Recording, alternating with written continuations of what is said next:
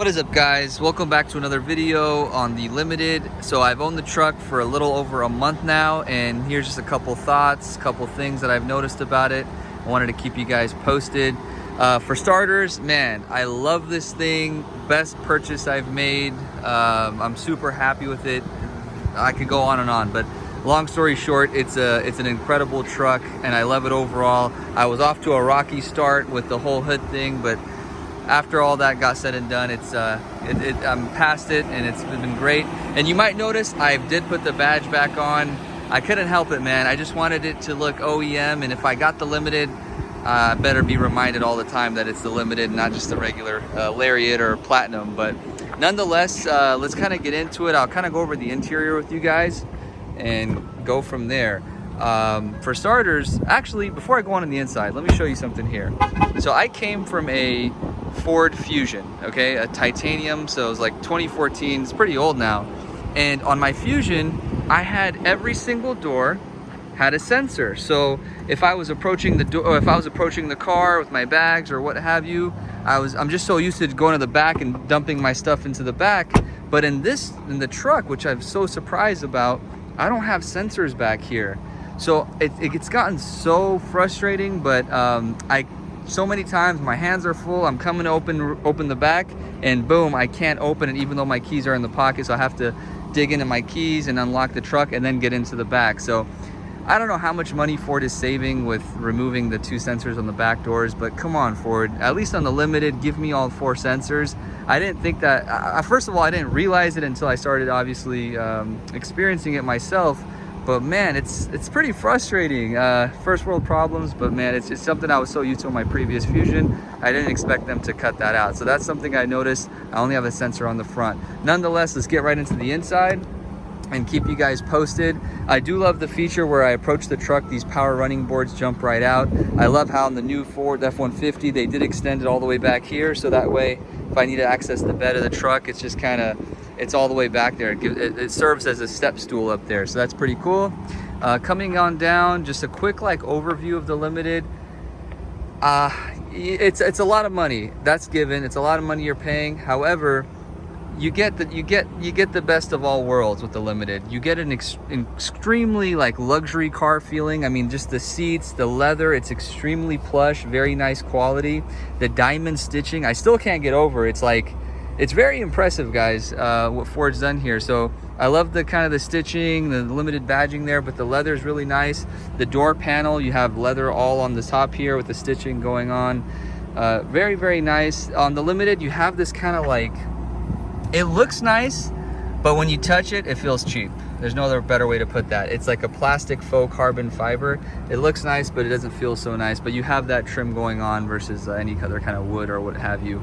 But yeah, I mean, definitely the leather is something that it's really nice to touch. And it gives you a very nice feel. One thing on the Limited here, the mats have this quilted design on them, which is pretty cool.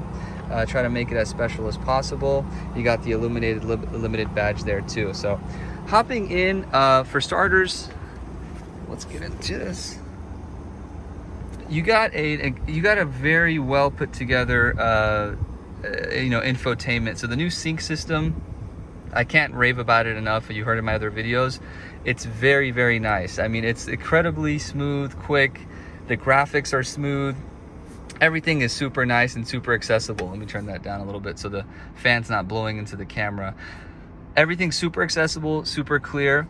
And a lot of the little features I've learned about this truck is really nice. Okay, so for example, on a hot day, I start it up or I get in, automatically my cooled seats are on, the AC's blasting full on. Automatically, right when I get into the truck. I don't have to turn it on, it's already running and cooling. So that's really nice because on, well, today it's really hot, but when I kind of first got it, it was a little chilly one evening. And when I got into the truck, I had the heated seat on, the heated steering wheel on, and it's a smart feature that it just works, man. I don't have to worry about it. When I get in, it's as comfortable as it should be for me, given whatever the temperature is outside.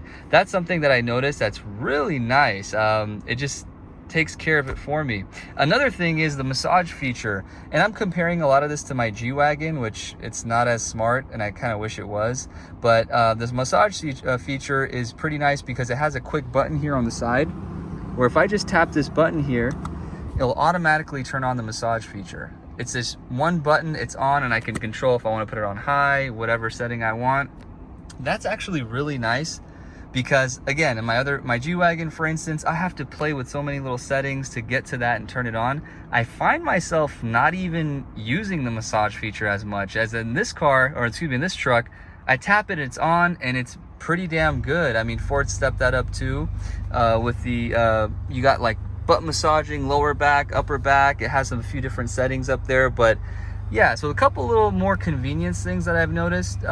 It's very, you know, it's all about making the daily, this is my daily vehicle, so it's making the daily grind that much more comfortable, that much more convenient, and I'm all for it. I love smart features, you know, the modern cars, and these are a few things that I've noticed. So quickly, you know, being able to access things, telling me what I want. Obviously has the Ford Pass app. I can kind of play with it on remote start and such there. But yeah, so super nice features. Another one, and I'm nitpicking my G-Wagon, but this is a clear comparison of what I'm experiencing with that truck, but it's the cameras, okay? So first of all, again, accessibility, it's right on point. Boom, I want to see the cameras, and let me shut the door here. The camera quality, guys, let me turn on the air, it's getting kind of hot. The camera quality is really impressive. And I'm gonna say it, but it's more impressive than the G-Wagon, and that's like a $250,000 truck. Whereas with this, it makes it so much easier to drive this thing. Anyone, I could put anyone in here and they might be overwhelmed that it's a pickup, but the truth is, it's really easy to drive. If I'm in a pinch, I'm in a drive through, or if I'm in a, you know, small area, all I do is quickly tap this, and it's like such a clear image, and it really does a good job of showing. It has some features here where I can kind of zoom in on certain parts, which I thought that was pretty cool.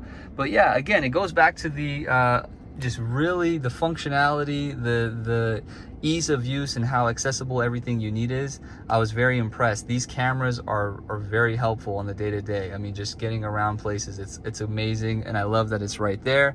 With my G-Wagon, it's a little more accessing. You got a knob, you got to hit some settings and go through. So I'm really, oh man, I'm surprised to say it, but so far, like, all these little things really do make a difference, and I'm loving that so far. One thing, let's jump into that I want to share with you guys, and you tell me. So obviously, limited, I got the huge panoramic glass, right? Press it once, it takes it back halfway, press it again, the whole shade goes all the way back. I mean, this thing is so big that it actually takes a little while for it to fully open and close. But let me know if you guys can see this. There's like, oh man, you can't see it now.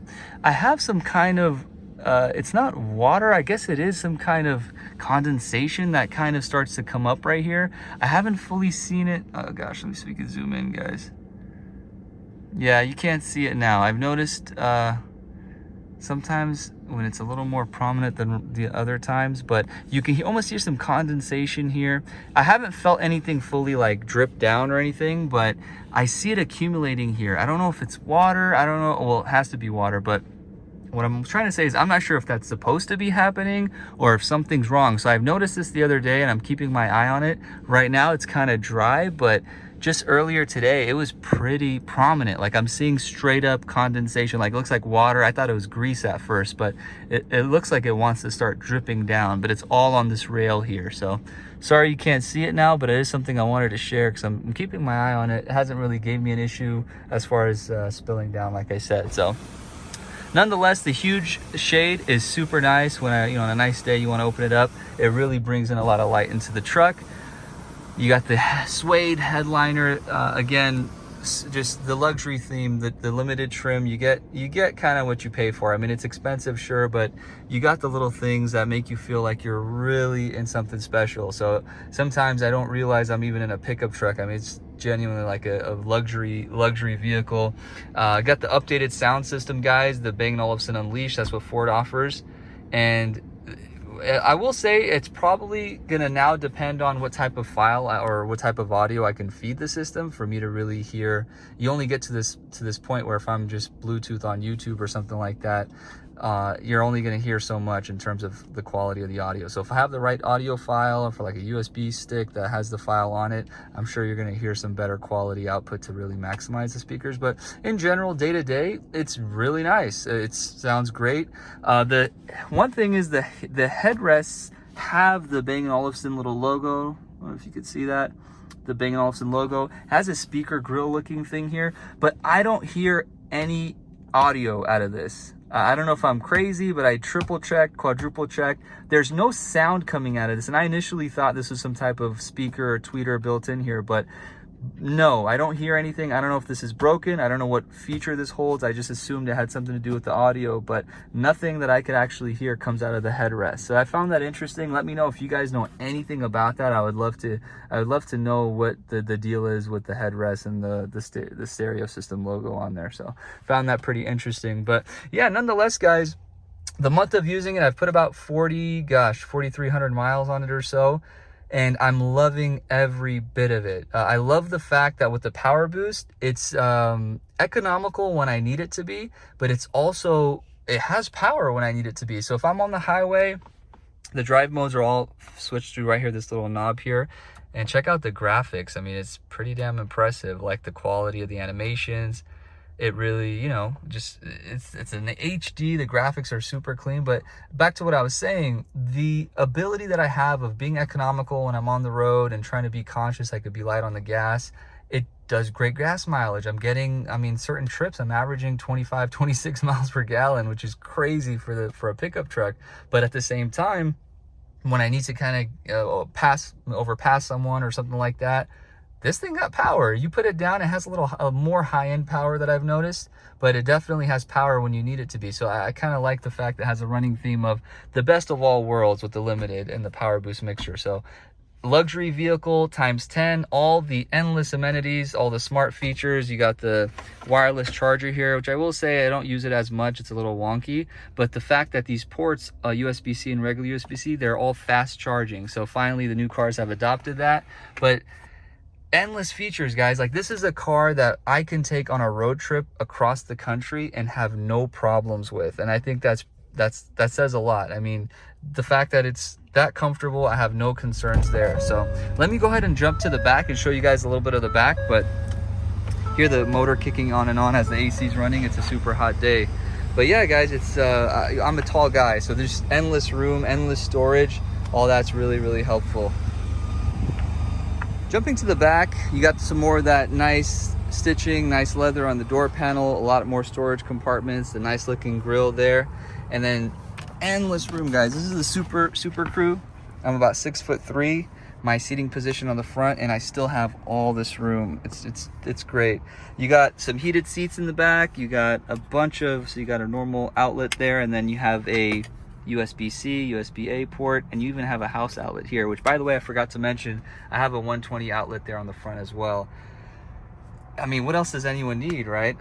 My baby's car seat fits here perfectly, so it works well as a family car or family, vehicle with endless room. And we love this thing overall, just being able to drive around and having the room, but also the fact that it's still a pickup truck and I can tow and haul stuff. Super nice. Let me hop back and show you guys a little bit. We got a bunch of storages underneath the seats, which are pretty cool. You can lock this and unlock it. That's pretty sweet. You could definitely lock that with the key here. The key on that comes on the remote. One thing I will say that I'm a little salty about, for whatever reason, on mine, really the only two options that I don't have is this reverse. I forgot what it's called, but they have that feature where this thing goes down, which it still does, but this folds over and gives me a workspace. So that workspace feature, I think it was only a few $100s. This one unfortunately wasn't spec'd for it. What I was hoping is, I reached out to Ford and I was hoping I can buy like a cover, because I'm assuming this is just a cover with the feature that allows me to bend it forward. But given that I have a Limited and it has like the VIN and I don't know what that would cost, and it might just not be worth it. But I do think that would have been a useful feature for me. I wish I had that, but I could live without it. I did notice with this going down, I still am able to put like my laptop there and somehow use it. The other option that I don't have is the full reclining seats, but I genuinely don't think I need that. I have yet, as of yet, not even folded this back all the way myself. So I think that one I'm okay with. It is a little more gimmicky. Would it have been nice to have? Sure, but I don't need it. That one I do wish I had, and unfortunately I don't. But nonetheless, guys, definitely love this thing. 1 month in, driving it every single day. The clear bra has held up really well. I don't notice really any peeling. The bugs are still unfortunately driving me nuts, and I'm getting this thing washed, but hey, it's a truck and we're kind of enjoying it. So to finish up on the interior, my only couple thoughts that I think that I other than obviously the door sensors, which I've mentioned so far, the only other thing I've noticed on my new truck, and then again comparing it to the G-Wagon, lighting. So first and foremost, on the outside, Ford has killed the lighting. I mean, their LED lighting on the updated, or excuse me, the higher end trims have this LED headlight, which is super beautiful, but it works really well at night with visibility and the automatic high beams. I've noticed that feature.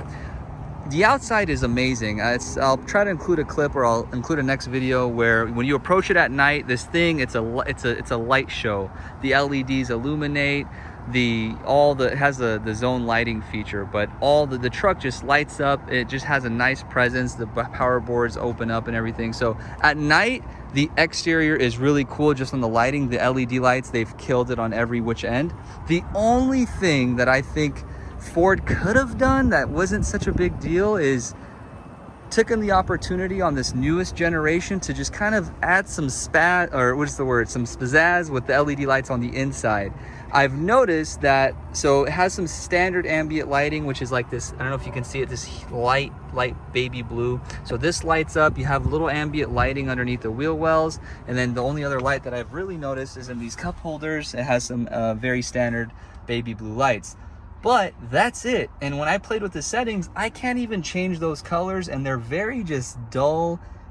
Honestly, my Fusion, which was like a 2014, gave me the ability to choose different colors. I do think that Ford could have, and I get it, it's not that market, but hey, it's a brand new truck. LED lights are kind of a thing, and it just, I think, really would pop on the inside if they incorporated some slightly better LED lighting, or LED strips, some accent lighting, something on the inside that even gets close to what the outside does at night.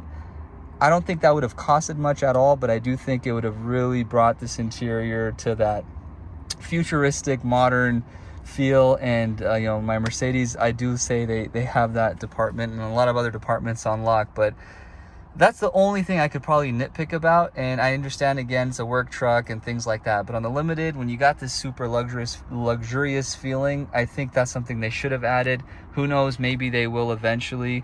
It didn't seem like the Ford Lightning is probably gonna have anything like that either. But by the way, I did put a reservation on the Lightning, so we'll see. I might be trading this in when that comes out, but it's not for sure yet. I definitely would like to see it a little better. And random note, okay, I'm very specific with my cars, but Ford's been using this clunky plastic rear view mirror like ever since. My Fusion had the same exact one. Matter of fact, the new Ford Lightning's gonna have the same exact one. It's like, can we get one of those new mirrors, frameless mirrors or whatever that is? I don't know. That's just a random thought. I'm pretty sure no one else noticed that, but I did. And yeah, random thought right there. But nonetheless, guys, thanks for watching. This is just a quick little update. I've owned it for a month now. I've learned a lot about it, but I just absolutely love this thing. And I'll keep you guys posted on any more videos. I'll keep you guys posted on more content. Let me know if there's anything you want to see, and I'll catch you in the next video. Thanks for watching.